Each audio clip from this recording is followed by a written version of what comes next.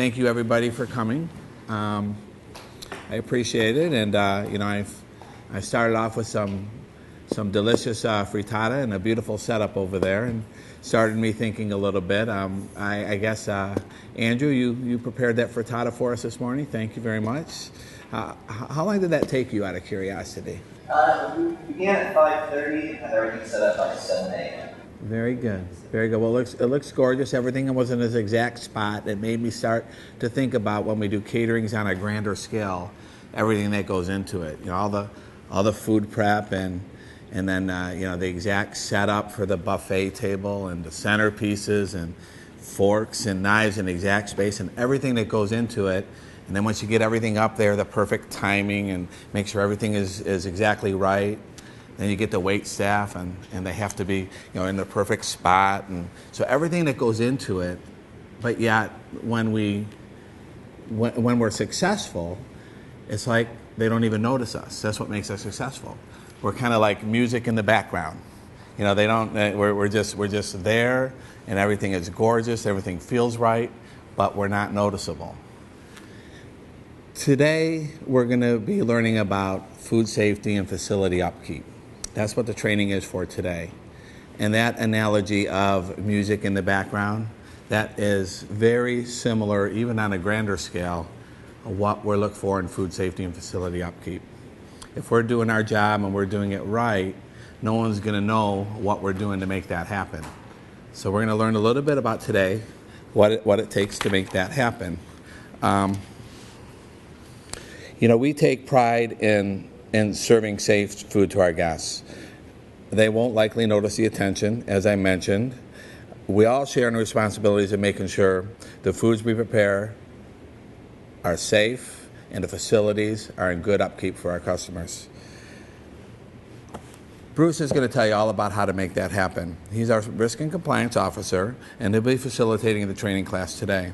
And I'd like to encourage each of you to ask questions, make comments as we go through this, because any comments and questions you have will cover every subject that we have, what he doesn't cover.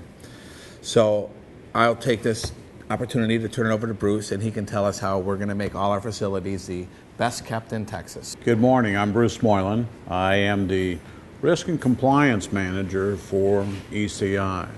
What does that mean? Risk and compliance means that I have to look at the risk that we as a company face from your jobs.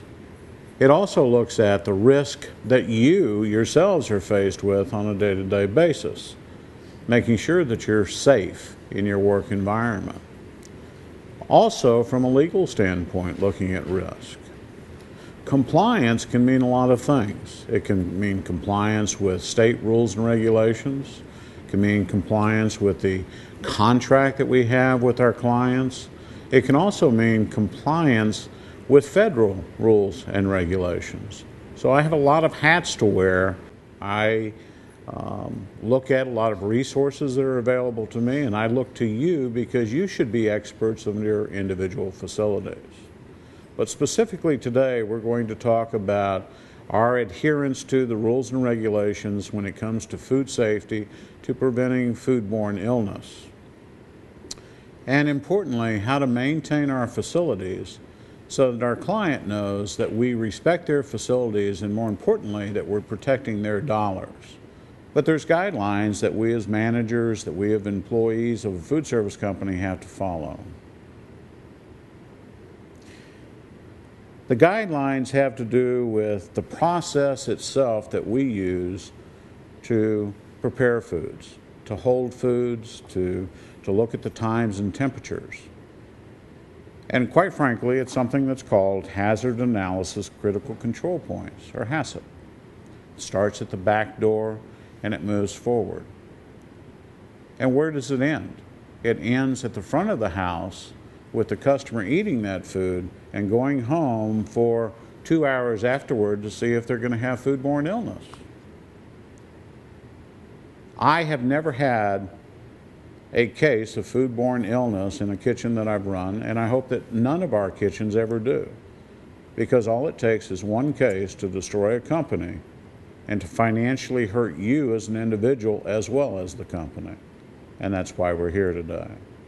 So I think we need to move to film strip number 1.